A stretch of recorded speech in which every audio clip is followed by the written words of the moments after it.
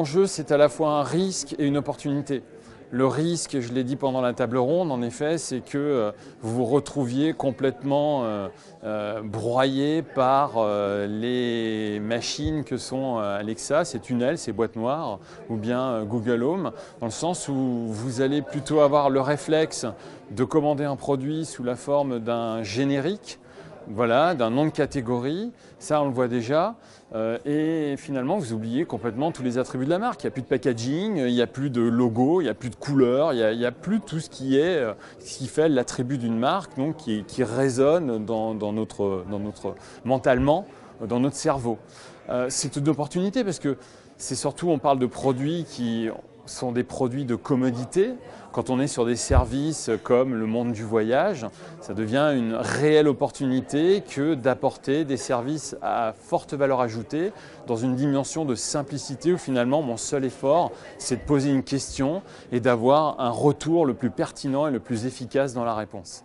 Alors l'idée en effet c'est de commencer à réfléchir au fameux use case. On fonctionne beaucoup chez Valtech en design thinking, c'est-à-dire qu'on travaille en mode d'idéation avec un client, on le fait beaucoup notamment avec Decathlon, dans le sens où on essaie d'identifier des problèmes.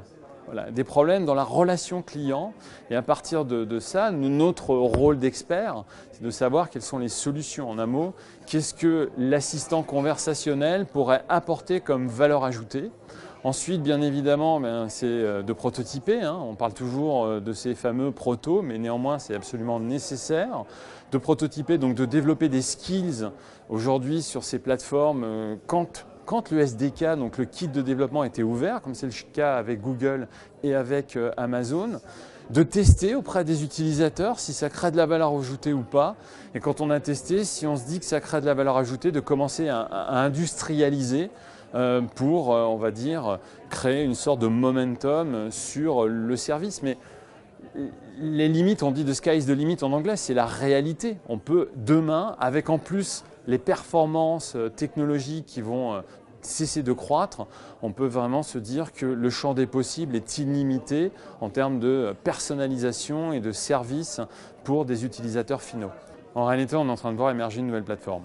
Voilà. Et on le sait, on ne l'a peut-être pas dit pendant la table ronde, mais une plateforme, ça met à peu près 10 ans pour que à la fois il y ait une stabilisation technologique, performance, efficacité, qu'il y ait un modèle économique qui se mette en place, que ce ne soit pas juste quelques acteurs qui investissent, mais un écosystème, qu'on trouve des modèles économiques pour que les acteurs qui investissent à la fois dans le hardware, le software, mais aussi les marques qui vont commencer à investir sur des contenus avec des services à forte valeur ajoutée, puissent elles-mêmes trouver un équilibre financier ou bien de la création de valeur indirecte ou directe en termes de business.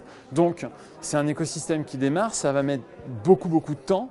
L'usage ou les usages, je pense qu'ils sont là et c'est clair qu'on va vers une forme d'hyper simplicité finalement dans la façon d'interagir avec une interface. Encore une fois, ce n'est pas une interface classique, interface homme-machine, c'est une interface vocale et donc je pense que ça va créer une très forte valeur, surtout s'il y a la pertinence dans le retour d'expérience par rapport à des situations d'hyper-instantanéité.